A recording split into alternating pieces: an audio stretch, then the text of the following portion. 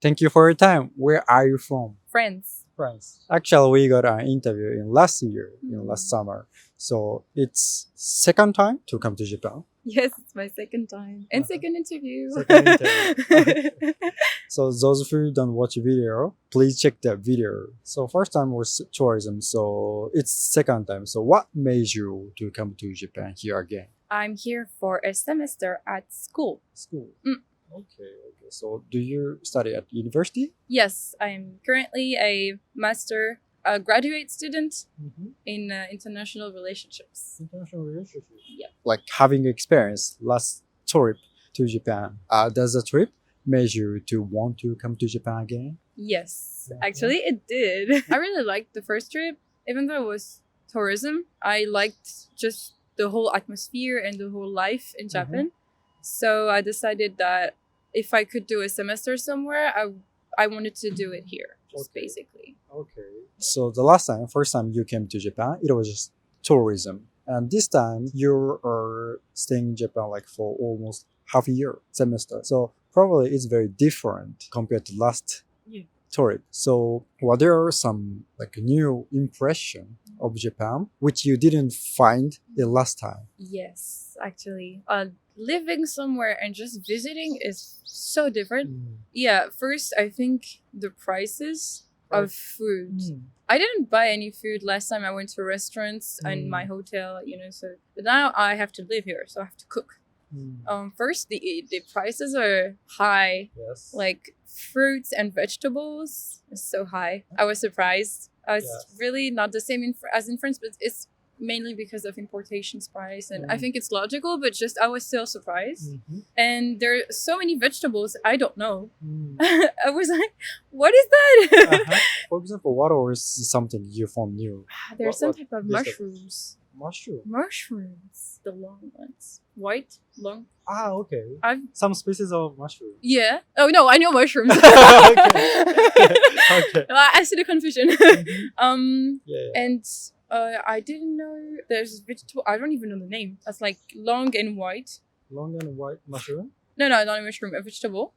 I don't know the name. I was stumbling upon it. I was like, what is this? I don't know. I still don't know. I should have searched for it. I'm not very curious. And I don't know how to cook them, so I don't buy them. And then I discovered some new flavors. You guys cook a lot with chestnut, which is very good. I love it. And pumpkin.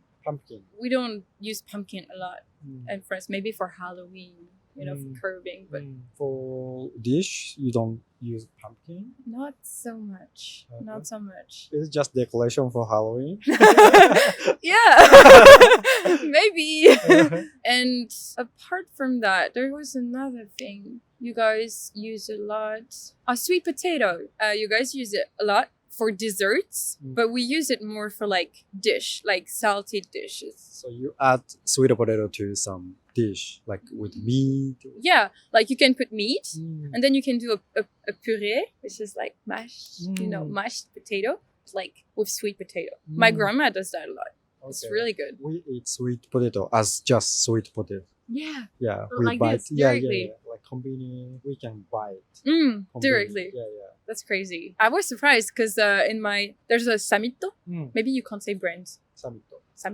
Yeah. Next to my house, and I go there, and just when you enter at the left, there's like a stand with sweet potatoes. Yeah, usually at any supermarket in their front door there's Sweet potato. sweet potato. I was surprised. I was like, oh, we need to try it, and we did, and it's really good. Yeah.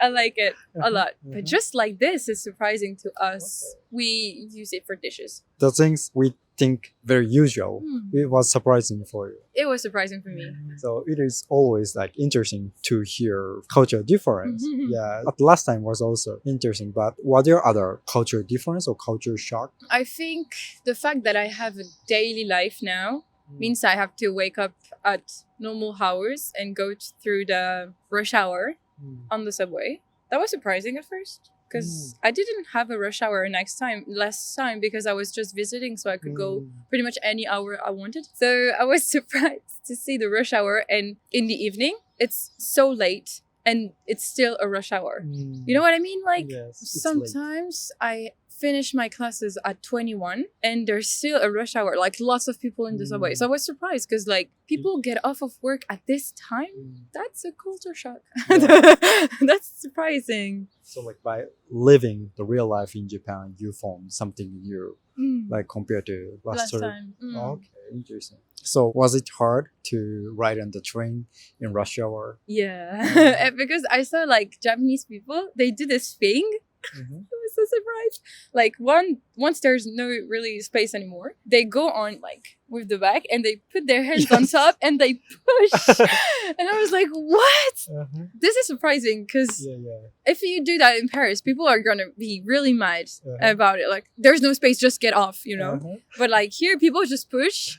And push again, and then the next stop, push again. And like, okay, so there's still space. Yeah, I was surprised.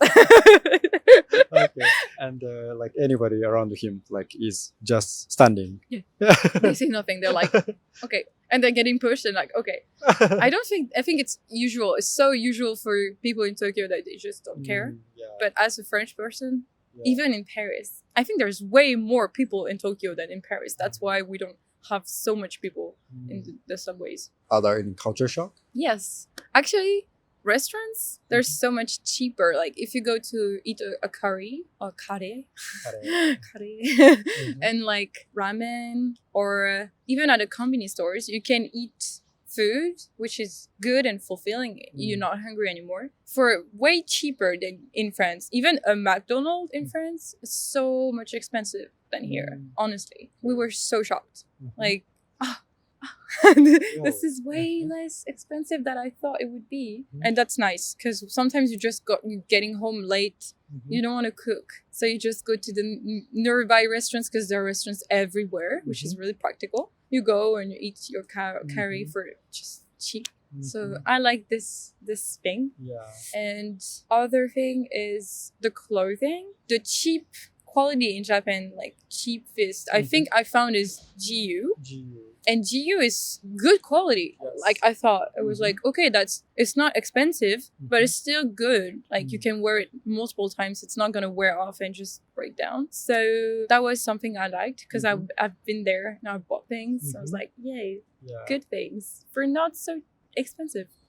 And then everything is just so cute. You just like some I bought a curry because curry are spicy for me. I bought like children curry, and there was like a Pokemon on the box. I was like, okay, wait, whatever. I want Amaguchi. I just buy it. And then there was a Pokemon sticker inside. And I thought it was just so cute. Like for children, it's adorable, and everything is adorable. You go through the streets and you see mascots and little characters from every universe possible. I think it's just so cute, and everything is so cute. Even like the claw machines, Korean game. Then you can win so many prizes, and it's just so fun.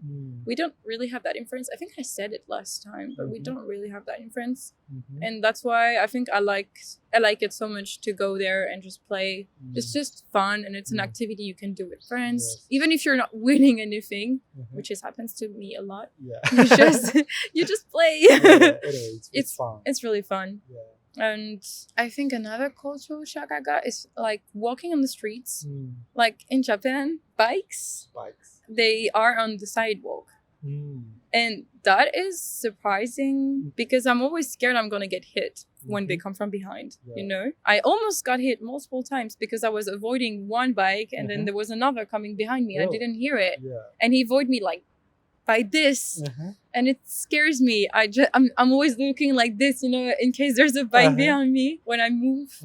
I think people are just used to it now. We're kind of used to it, but I also am afraid of it. You're afraid of it? So like people are afraid of it. People are afraid of it. It's hard for us to like passengers. Yeah, it is because like in France, you can't do this. I think it's illegal. It's illegal. I think there are some cases you can. Like if there's no, how do you say that? Like a place for bikes on the street, like on the road. If there's no places, maybe you can ride on the sidewalk then. There's no other choice. Yeah, but if there are, you need to be on the road actually, and you need to follow signals. Like if there's a stop for cars, there's a stop for bikes too. You can't just go. So I think there's more. I feel more at security walking on the sidewalk in France because I'm scared I'm gonna get hit. But I need to like adapt and be aware. Yeah. I think that's another cultural shock for me is probably the school. The campus is really big. Compared to French one? Yeah, compared to my French one is bigger.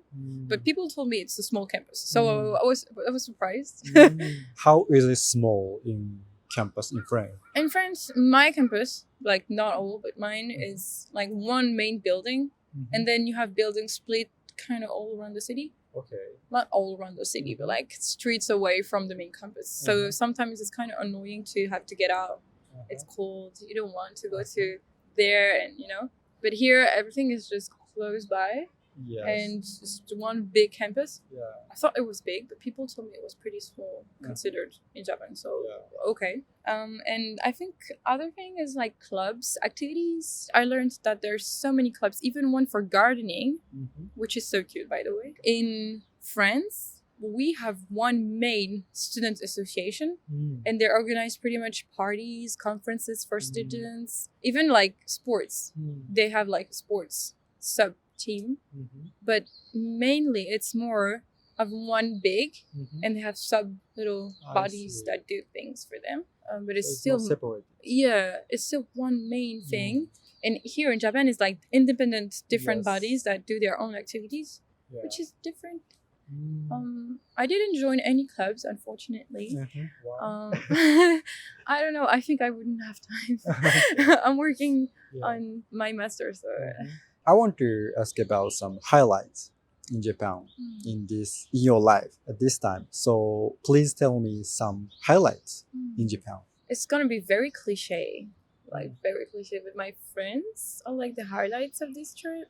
I think if I didn't have my friends like at school, I would feel very lonely.